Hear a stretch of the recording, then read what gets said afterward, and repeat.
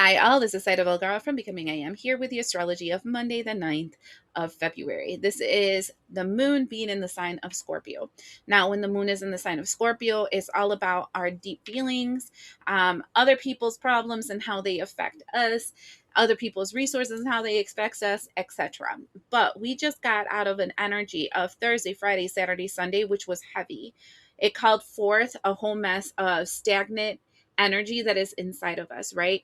I'm not good enough. I can't. I won't. I should. I shouldn't. Blah, blah, blah, blah, blah.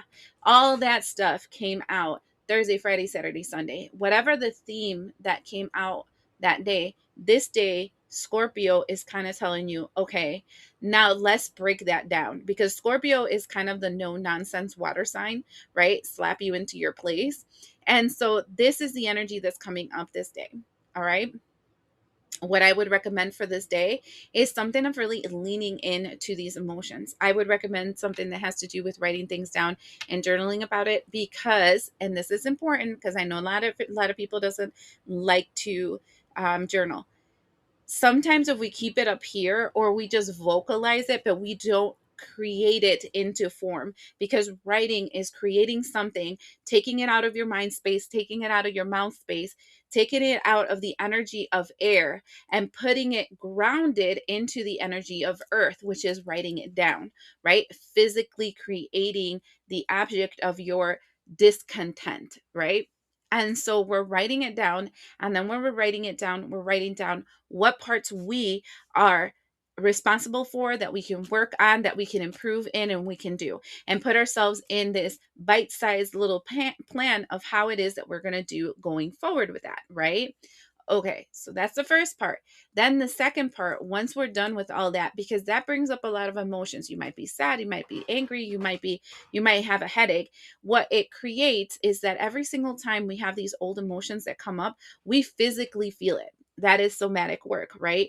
We'll feel it in our head if it's something that, like, if it's something that's connected to a mindset, right? We can feel it in our shoulders, especially like right across like your shoulders right here going into your armpits.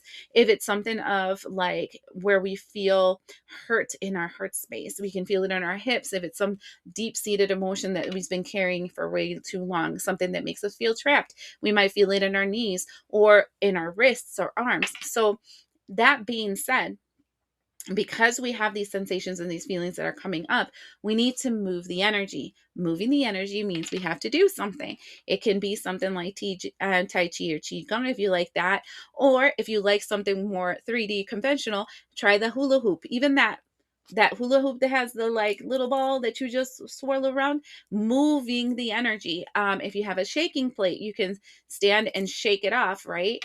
Walking, anything that will move that energy. Stretching exercises might be really good to move the energy. The whole point is that every single time we pull out things like this from an energy space, Thursday, Friday, Saturday, Sunday, these are ugly things that were deep inside of us.